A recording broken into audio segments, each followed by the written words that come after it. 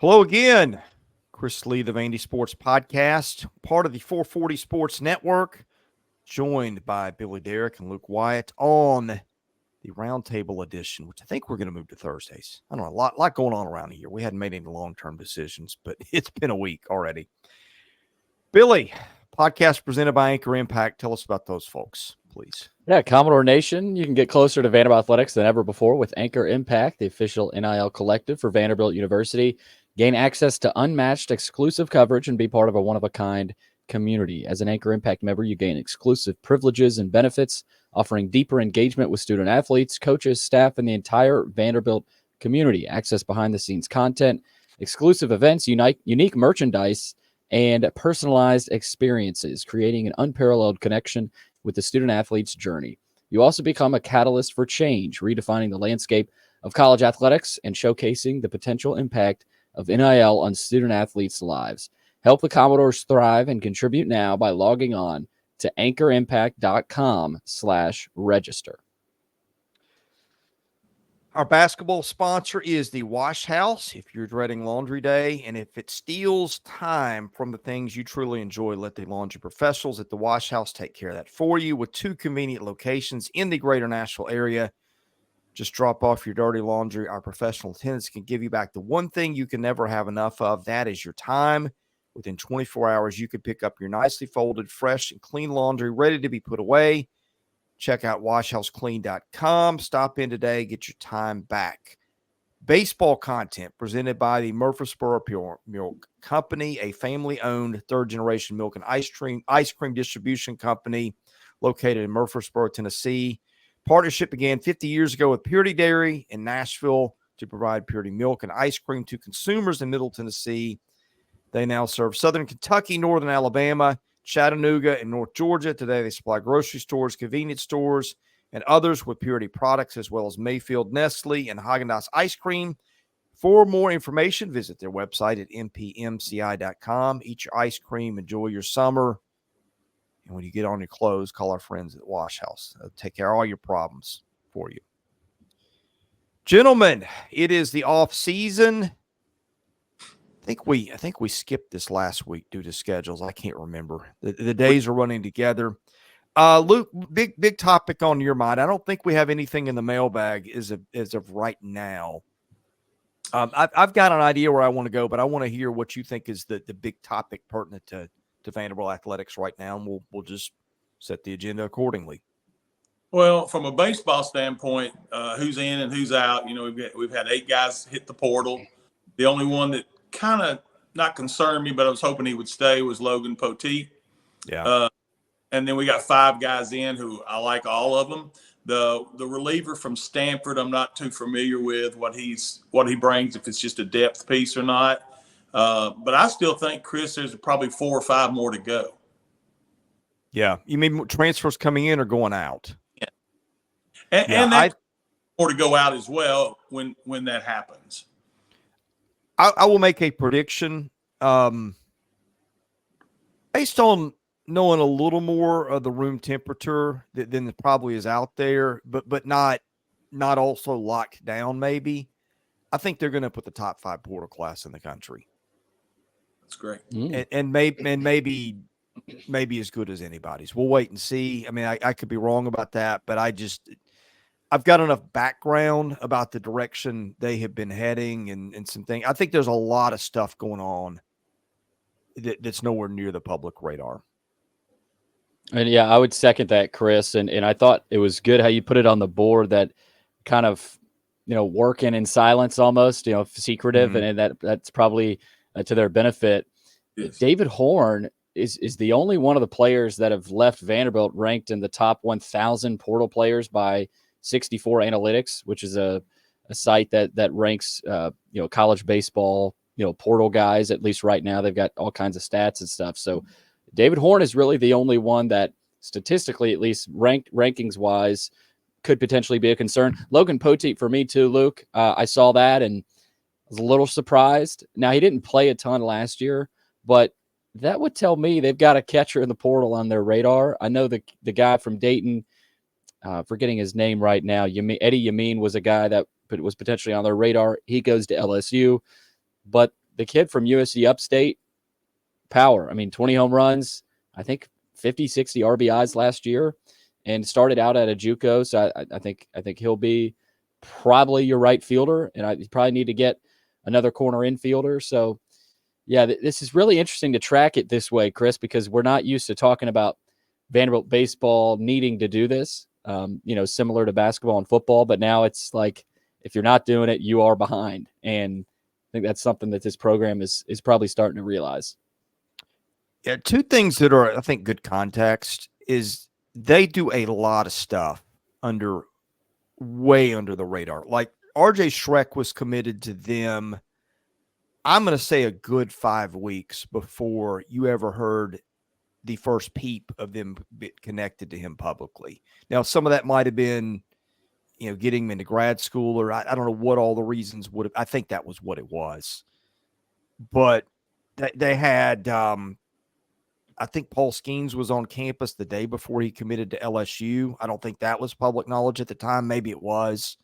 They have situations like that are always way under everybody's radar. Like you can't find it on Twitter. You can't find it on a board. You can't find it anywhere. So I would tell people, number one, don't make presumptions based on what you maybe are not hearing. That's number one. And number two, I would say, and you see this a lot, like the kid from Stanford whose name escapes me. People like O'Rourke. Yeah. And I think hadn't pitched in a couple years. He was a kid, I think, that got into grad school on his own. And so that one kind of dropped, from what I understand, that one kind of dropped into their lap. And people are like, well, wait, they need this guy and that guy, not a guy that hadn't pitched at Stanford. And I'm like, well, wait a minute. You got 40 men on the roster. And it's like sometimes when they get a commitment, people assume that a guy that might be, the 38th guy on the roster. I'm just throwing that out there. I don't know if O'Rourke helps them next year or not. Everybody's got a spot somewhere. I think there's some big guys thereafter that they are not connected with anywhere publicly. I think they're in on a lot of guys. There's one in particular I'll kind of bring up here. Let's just say he's from the Big Ten. And I've heard if he comes, he may be fit right into the rotation.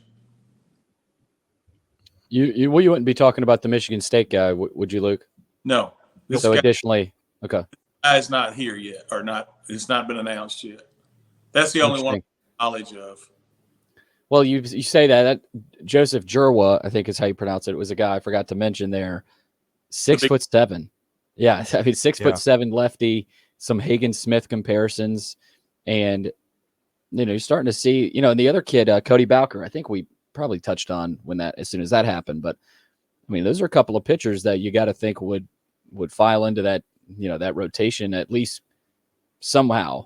I mean, now you start to look, if they get more, maybe it gets more competitive, right? But, I mean, Joseph Juro, Chris, to me, sure looks a lot like Hagen Smith. And, I mean, Luke, if you say they're potentially hoping to bring in another one, that it could be a whole new staff. And guys, they need it. I mean, they're losing Holton, Cunningham, Carter, just lost David Horn. Like, we talk about the bats, the need of bats. They're going to need some good bit of pitching too. The freight. Go ahead, Luke. I'm sorry. No, I was just going to asking a question, you guys. These guys that are doing this Major League Combine, they all still have eligibility left, correct? So they can still come back. I don't know. Like Espinal's one. I can't even keep up anymore. Well, you have you're getting. I know Vasti can come back if he wants to. The door's open. I know that. Yeah, I would be surprised if he did. Vaston's a top 200 prospect. Yeah. Now, the guys that would make sense for me would be like Diaz and Futrell. Futrell for sure. I could see them having better years than they just had. And of course, you lose your leverage, but I don't know. I don't know that Devin Futrell is going to go get out in a half mil right now anyway, or Diaz for that matter. I think Diaz with the new hitting coach could add to his average. Yeah. another thing too, guys, Matt Wolf, Raymond Velasquez, or a couple other guys that entered the portal, last year and even years before in this new portal era, you hadn't really seen a ton of guys enter the portal, from Vanderbilt, right? Leave Vanderbilt to the portal. But you're starting to see that now. And I think that now they had to do that. A lot of that is, they had 62 players, I think, at least with the freshmen coming in. And, you got to get that down to 40. And, you wonder, do a lot of the freshmen reconsider? I mean, how do they sort this out? Because you need to bring in portal guys too. So this is guys, I think this is more of an overhaul than we might think. I mean, look, they still got core pieces there that you've got to have. I'm not saying, they don't, but this is going to be a pretty different looking team. And, we're not used to saying that. I think 50% of your roster could turn over. Yeah. 20 guys that you're familiar with and 20 that we grabbed from the portal and freshmen. Yeah. Well, and Jay Johnson, Chris, I'm sure you caught this. He ended up commenting. I think most coaches would probably agree with this, but every year you got to reset your roster. And, it's almost like some coaches took longer than others to realize that, but it's true. And, it's more like the pros now, and you've got to be a GM. And I think that's the biggest thing. I'm not saying Tim Corbin can't be a GM, but that's probably something that, he has to adjust to. Jay Johnson has had to adjust to. Every coach in the country, unless you bring one on. But I don't think many college baseball teams are bringing on GMs. So I thought that was interesting for Jay Johnson, and everybody already knew that. But again, it's even more true, and we're seeing it now at Vanderbilt that you're going to have to reset pretty much every year. Look, I want your thoughts on this. This is how I've always interpreted how Tim Corbin does his business. So you can tell me if I'm all the way wrong, a little bit wrong, or mostly right, or whatever. He used to get criticized a lot for oversigning, which it's hard to know if you're oversigning till you get through the draft. Right. You could also call it building in a margin of error. But I mean, he used to, and this was, 5-6 years ago, which might as well be 200 years ago with the landscape of college sports. But Tim Corbin used to get criticized for that a lot. And I asked him one time, how do you manage that? He basically, I don't even think I could find the quote. I may not have even written it down. It may have just been on a podcast or him telling me off the record. But it was like, basically, as long as you're honest and upfront with kids, things can work out. I took that to mean, okay, here's our situation. You might be number 43 right now, and we can only protect 40, which I guess the number was 35 at the time. But if you do this and do that, and you're a good citizen, you go to class, you got to play ball, of course, and be good enough to hit the field. But we'll have some rope with you to where if you've developed on the other side here in 3 or 4 years and you wait your turn behind all Americans and all SEC guys, we will give you a shot to play. And he always gets criticized, or always did get criticized. Well, why is this guy out there? Why is that guy out there? He shouldn't be playing this. I think that was his way of making good on his promises, where he told kids, if you will wait your turn. And I think the kids on the team probably understood that. Even the fans always didn't. And yeah, some of the decisions from the standpoint of statistical stuff were indefensible. If you looked at it through that lens, if you looked at it through the lens of coaches got to keep his credibility with the promises he's made and giving kids a chance, you see it differently. I don't know if that makes sense or not, but that was kind of the way that he built this thing. And I know that people criticized him for, it's funny, the criticism went from they've oversigned to he won't run guys off. I think he got caught in the middle of, okay, I've made promises to these kids to sit and wait, and now everybody wants me to run those guys off. That's a hard place to be morally. But I will tell you this, Tim Corbin wants to win. And I will tell you this, the phrase that I've heard a lot mentioned with him in the offseason is angry, upset about the state of things, where they have fallen as a program. I mean, Tim wants to win as much as anybody, more than the fans want to win. And so I think maybe it's taken him a while to figure out how to make all the adjustments and how he's done things and what he needs to do going forward. But it's Luke, it seems to look a lot different. Is that a good way to sum up the way that he's run it in the past, or would you Well, maybe change a few things with what I said? no, I agree with most of what you said. Here's a couple examples of kids that you were talking about that were on the periphery that, okay, we're going to give you a shot here, and if you're able to wait around, you might get some playing time. Would be a kid like Keambu Fentress. There Yeah. was a kid named Sam Hunt. And then they find out Keambu just fell in love with Vanderbilt, okay? Yeah. You're going to get that from time to time with a kid who says, look, I don't mind riding the bench. I'll be a pinch runner in the late innings, which is basically what he did, and and have a role with the team, and they're satisfied with that. But now that you can get paid, now that, kids bet on themselves a lot and say, hey, look, Tim, yeah, you told me, I had to work for this, but Austin Peay's going to pay me a little money, or I can go play at Austin Peay, like a Zane Denton has done. You have that dynamic now, whereas that used to not be the case up until COVID. COVID changed so much in the landscape of college baseball, college sports, period. But Tim has had to change his philosophy from what he says when a kid sits in front of him with his parents. He now has to tell a different story. And I know that him to do that, but that's all he can do. And you're right. Tim's not going to sit back and let everybody run roughshod over him. He's going to fight. What do you think? Go ahead. I'm sorry. I just want to follow. When you say tell a different story, what do you think that looks like now? Well, like I said, Tim it was a developmental program. Yeah. Yeah. It can't be anymore. Not that he doesn't want it to. I think Mark Byington even said this. He said, I would love to take a guy, let's just say Tyler Tanner. I would love to take a bunch of Tyler Tanners and try to win and develop those kids. But you can't do it. You can have one Tyler Tanner, but you better have 3 or 4 other guards ready to go. It's the same thing with you better have somebody, a play and plug player. And if this kid happens to bloom right away and blossom, then yeah, he can play. But it's not like it used to be. And I know that Tim hates that. And I'll be honest with you. I think if you ask most coaches, they don't like it either. But they have to adjust. That's the way the rules are now. If not, you're going to a knife fight with a toothpick. It's almost like the SEC and maybe the ACC or AAA, throw in a couple other schools maybe from out west. Certainly the Big 12, I would think. You got maybe AA is the Sun Belt, single A is the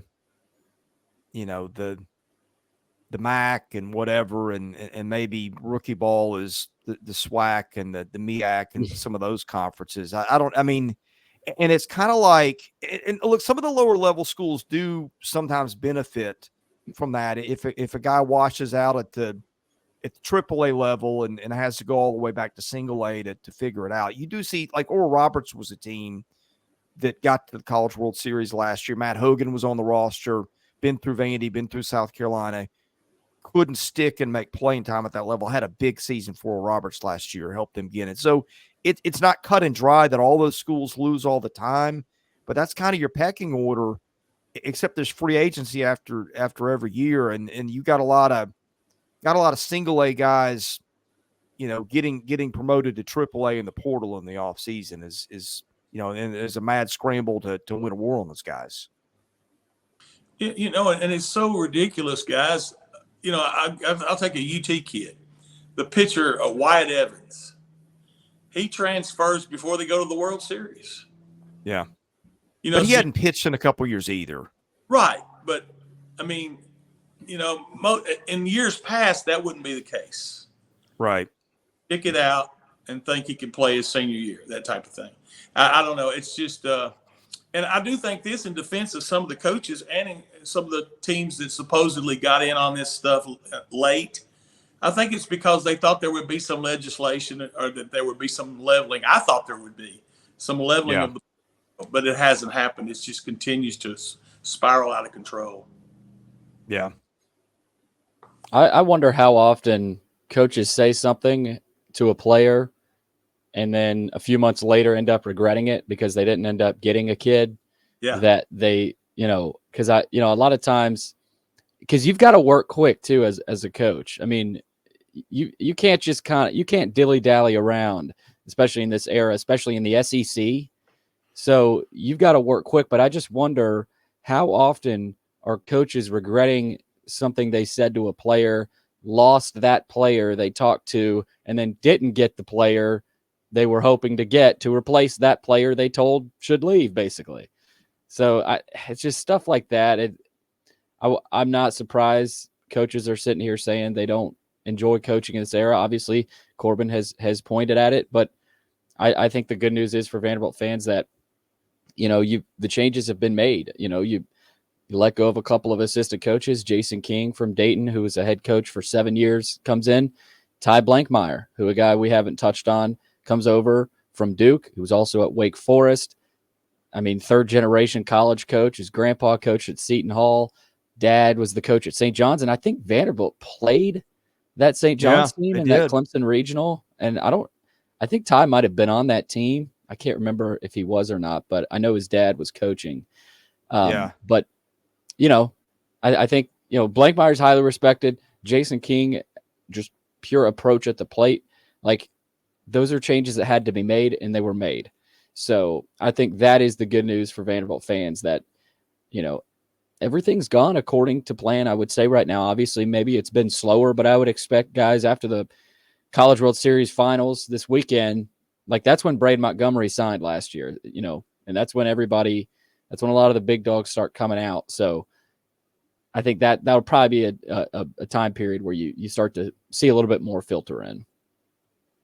Yeah.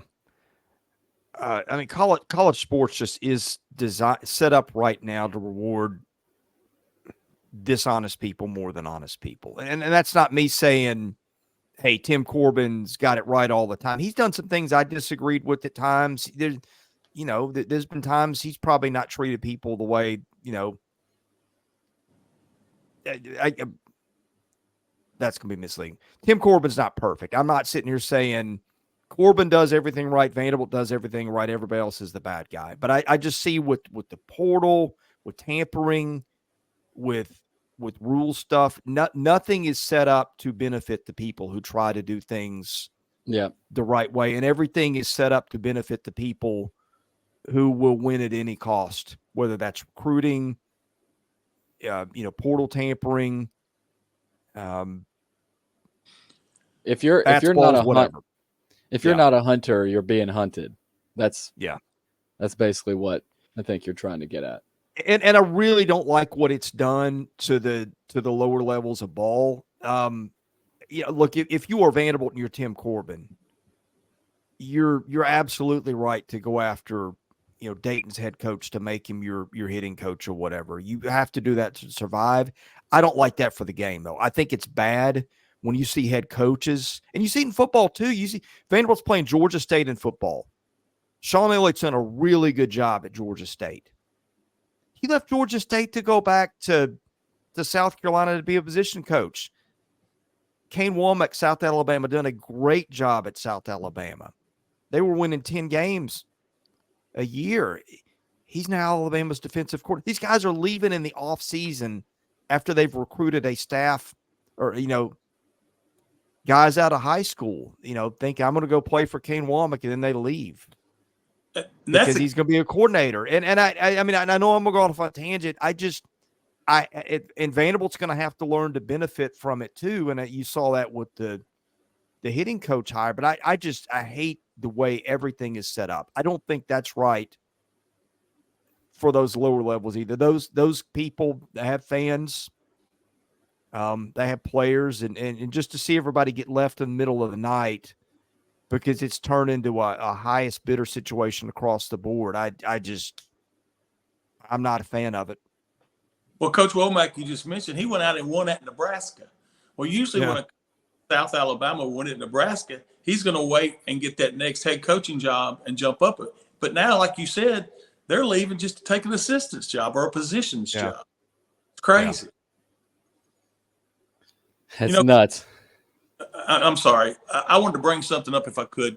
Before the SEC or the College World Series started, I did some research with contacts that I have at 7 of the 8 schools that were participating. NC State, I don't have anybody there. You guys may know people at NC State. I don't. but I made some calls and had a lot of conversations with people at the other 7 schools. And, you were talking about how it's the Wild Wild West. Well, besides trying to figure out who I picked to win this thing, which I picked Texas A&M to win it, I found out that trainers, strength coaches, managers get phone calls from other schools saying, hey, now this has happened on one of the schools on a road trip. I haven't told anyone this. Chris, Billy hadn't told y'all this. He gets a phone call and says, hey, what room is so-and-so in? I need to talk to him. My coach wants to talk to him. That's how. In person. What's that? In-person visits. Yes. We're talking about 2 teams playing, the other team's in town, staying at a hotel on a Friday night. Hey, we really like this kid. Joey, the manager, can you call Tim, the strength coach, and find out what room he's in? We're going to dial him up and talk to him. When you're playing him tomorrow. Yeah, playing him tomorrow. That's ridiculous. That's what we're up against. And, I'm not trying to pat myself on the back, but I said on the board, I said there's 3 teams in this tournament that I know are playing legitimately. And by that, I'm talking about not doing the bats. That was Virginia, North Carolina, and Kentucky, and they're all gone. Yeah. So, it is what it is, guys. There's the old nice guys finish last saying that. What Nick Mingione did at Kentucky the last 2 years is incredible. Incredible. Well, and that's I don't know Nick super well. I've dealt with him a time or two, and sometimes like a guy's got a forward-facing image, and then you talk to people on the beat like, yeah, that guy's really a jerk. Everything that I've heard about Nick Mingione, people really like him. Really like him. Well, I'll tell you where they get he's a jerk, and they're wrong about this, is if you say something bad about one of his players, he gets right back at you. And there's nothing wrong with it. I have no problem. Sure. Not being a jerk. Yeah. And I wonder if that style, that Kentucky style can win a national title anymore. It depends on whether they change the rules or not. I mean, like it's a different game based on what happens with bats and balls. Yes. It's a completely different game. And you see it in Major League Baseball.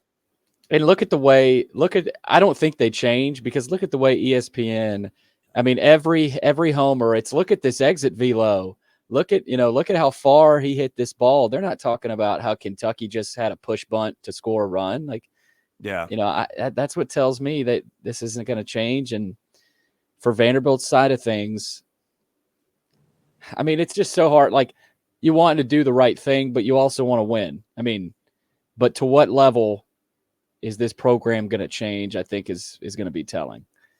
The only 2 guys on air I've heard kind of question things with the game are Ben McDonald and Dave Neal. And Ben has been a little bit more forward facing, and maybe that comes from Ben having been a pitcher, and I don't blame him. He's not wrong, but everybody else is just, hey guys, game's great. Ratings are great. Excitement. And I agree that like the talent level and is unbelievable. Like take whatever out of it. I still think you're looking at tremendous players. And I think the quality of the athlete in the game is as good as it's ever been.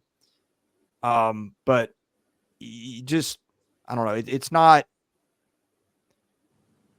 the national media is not pushing the narrative in a big way that there's something that needs to be changed. I'll tell you what, J.J. Cooper wrote a really good article at Baseball America last week that nailed a lot of the issues that Luke, you and I have known privately are issues for 3 years, but they never get pushed publicly because those people don't want to talk about it.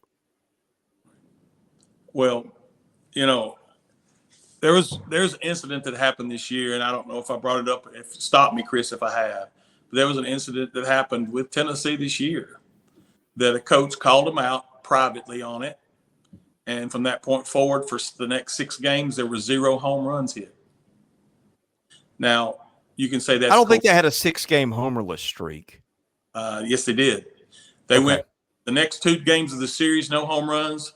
The next 2 midweeks and the first 2 games of the weekend series. You can fact check me on it if you want, but yeah.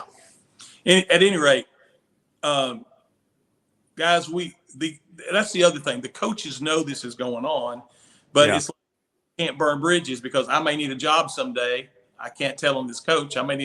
He may need to hire me one day. Yeah. Just it feeds off each other, and it's a shame. Like you said, when a guy hits the ball 117 miles an hour at a 17-degree launch angle, it will say, and we've said this before, Chris, it's going to take someone getting killed or someone getting hurt in the stands badly, a child or something, for them to change. Yeah. Last night in the Tennessee-Florida State game, there was a ground ball to shortstop, 111 miles per hour. Gosh. How many times you see that? Yeah. In Major League Baseball. And look, I saw Vanderbilt hit some 112 off the bat this year. Sure. Whether it's bat tampering, ball juicing, whatever. And I think there's a lot of I think you can point fingers in a lot of areas. It may not always be somebody doing something not on but I mean the conditions are what they are. And anyway. And I'll say this too, we talk a lot about we talk a lot about Vanderbilt and where they're positioned in this era. I do still want people to remember that they just fired their hitting coach and recruiting coordinator. So it's not all on Vanderbilt's not doing what other schools are doing. I think they've probably missed on some players. They've probably evaluated a few players. Their approach at the plate has not been as good. I mean, so not getting one short-sighted on, Vanderbilt's not able to hit for the long balls because everybody else is doing this. Like, it's also Vanderbilt hasn't developed the way they have in the past in the last few years, and they've missed on a few bats. And that's also a big part of it. Now that, it's intertwined, but I don't want to forget that either. There was a lot of self-inflicted stuff the last couple of years. I mean, it got, and I know it probably killed Tim to do it, but I mean, whether the issue was talent or it was hitting philosophy and coaching, the finger pointed at Mike Baxter because he's a recruiting coordinator and he is the hitting coach. And so either way, responsibility falls the same place. Now, I don't think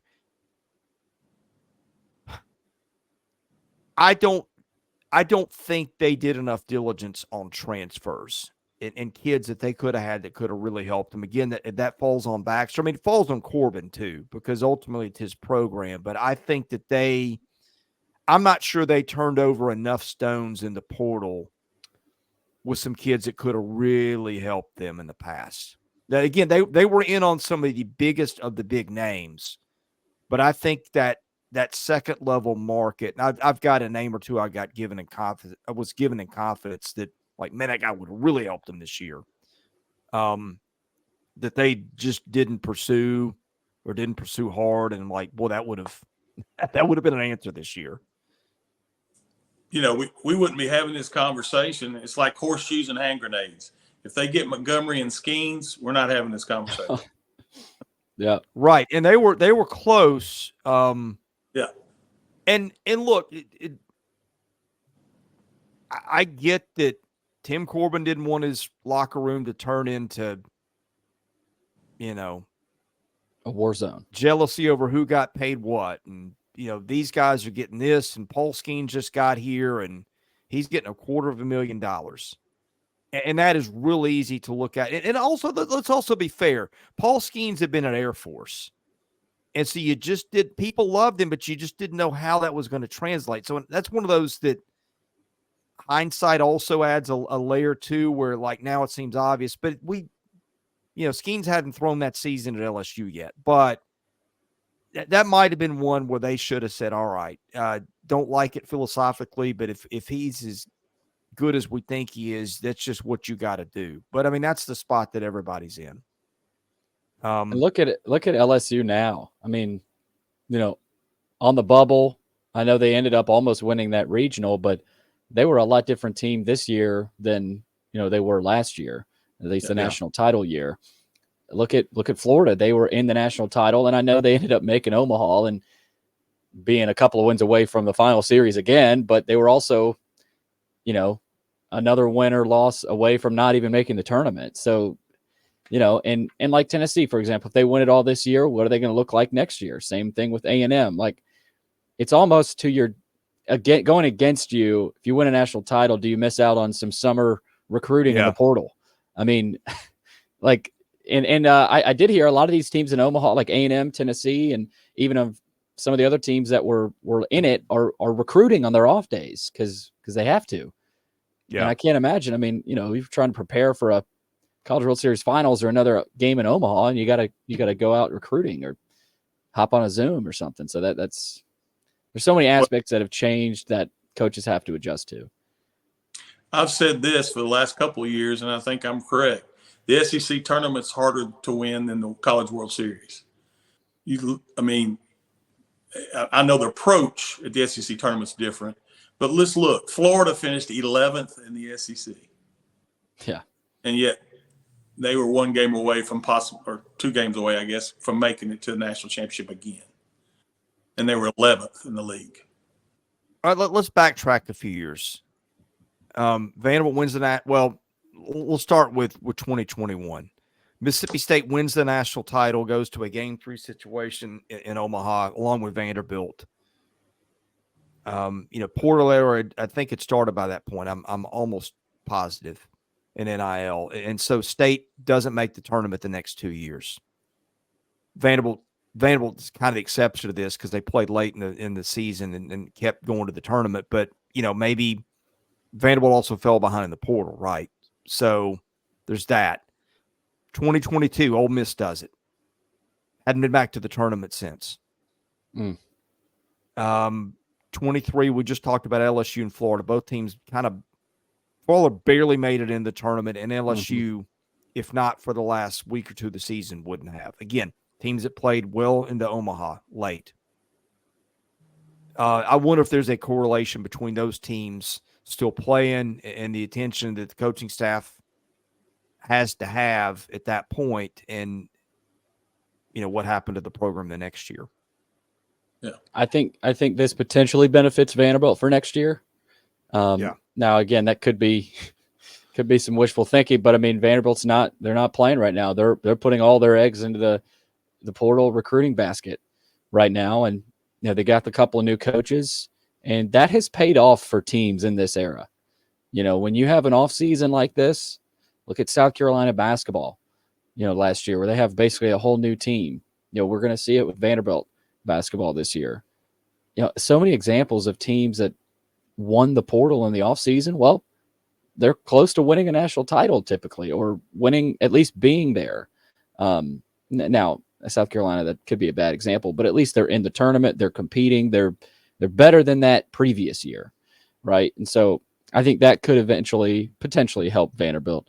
But either way, Vanderbilt has to start looking like these 8 Omaha teams. And something I noticed from this week is physicality, athleticism. Like, 2014, Wiseman, Swanson, like you had some physical dudes. Even 2019, maybe not as much in 2019. Stephen Scott, Phil Clark, like just big dudes, and that matters. That matters still. Yeah.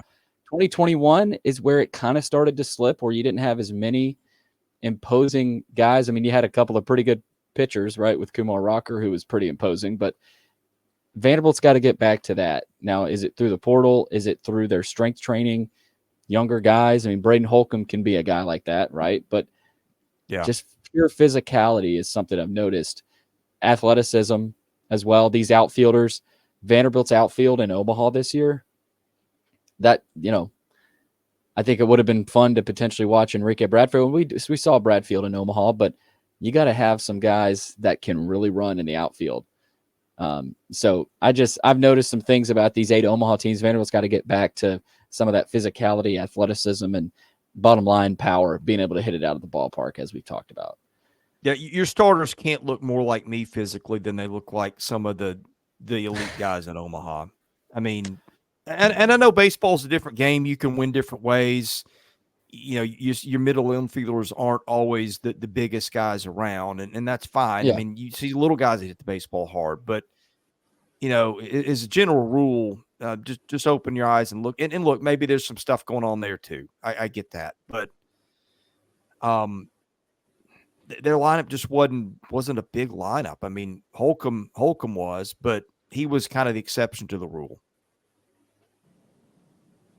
And Hugh was a big guy too. You didn't really think of him as a bigger guy, but he was. So yeah. I mean, Espinal's shredded. Well, yeah, that's true. There's a few, but I mean, you saw some teams that everybody they trotted out there looked like that almost. Yeah, like that Florida State team. You know, and a lot of times, guys, these 8 Omaha teams, it's, well, you had a good draw, or, you know, you got the breaks. You know, it seems like Vanderbilt hasn't been getting those breaks typically as well. But, you know, winners get those breaks. And I think they, you know, that's another thing they've got to get back to, just a little bit more winning, right? I mean, that would help. So, but yeah, I don't think we have any mailbag questions, Chris. Yeah. By the way, the mailbag would have been sponsored by Sutherland & Belk, a family-owned injury law firm. If you or a loved one has been hurt in an accident, give Taylor Russell a call, 615-846-6200. See what your rights are and if they can help. Also would have been presented by John Levin and the Maynard Nexon, or government, good grief, Maynard Nexus Government Contract Group, which advises government contractors on all aspects of their businesses with a proud focus on matching legal solutions to business needs. You can reach them 256-551-0171. One thing I want to mention about hoops, if you guys don't mind, and Joey, I know, is our hoops guru, but some of the videos he's seen and some of the things I'm hearing, we do have a freshman that's going to get some playing time, looks like. I think Tyler Tanner has looked really good this summer so far. So there's one going to the mix with all these 8 transfers. Hearing the same on Tanner. He's a kid that I think Byington knew he wanted right away. I mean, you know, he said, I want to coach you, and for him to stay committed, I think he wanted to stay in Nashville. So keeping him committed was massive, but also Karis Bilal, you know, and guys, Byington is kind of, I could be wrong in saying this, but it's almost like he's made this look easy when it's really not. I mean, and again, I don't want to get over my skis, but in Joe Lenardi's early bracketology, they're a bubble team. They're the 4th team out. I mean, he's got this team on the bubble in one offseason. Like, that's, you know, that's pretty impressive. Now the season hasn't started. We still got a lot of time left, but Chris, it's kind of incredible the way we're, I mean, these last 4 or 5 years, we haven't been talking basketball in June. Yeah. And, you know, there's some things to talk about. And if we have been talking about basketball in June, it's not good necessarily.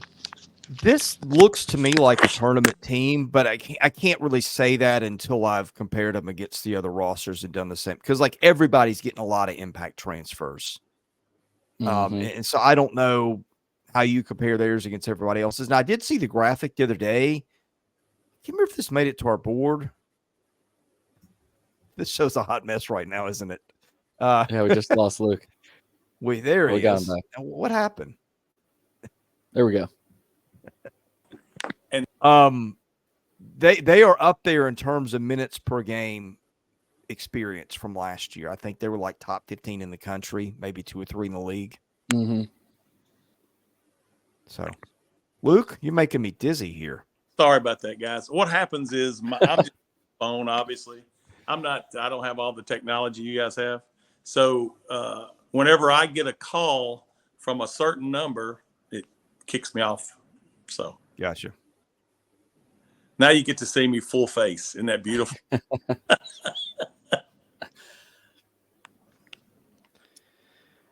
Guys, I think we're about out of topics for today. Nothing football. I need a break. I'll tell you that much. It's been a week. We all need a break. Billy football. Do me one favor, Billy. Will you tell George Plaster Luke said happy birthday to Sugar Bear Larvell Blanks? Oh yeah. I will do that. Text me to remember that name. That's a loaded name. Chris, you remember that name probably. Oh yes. Yeah. Well, gentlemen, I think this has run its course. We thank our sponsors, Sutherland and Belk, Murfreesboro Pure Milk Company, the Wash House, Maynard Nexon, and also Anchor Impact. I knew I was leaving somebody out. It's been a week. I'm worn out. the off-field stuff has been something else. You need an MRI. You need some rehab, Chris. Maybe ice cream will do it. I don't know. Ice cream. What's your timetable? I don't know. I'm telling you, dealing with aging parents, I love them, but my goodness, it is something else. All right. Thank you to everybody for watching and listening. Thank you to Luke. Thank you to Billy. We're the Vandy Sports Podcast, part of the 440 Sports Network. We appreciate you watching. We'll see you again soon.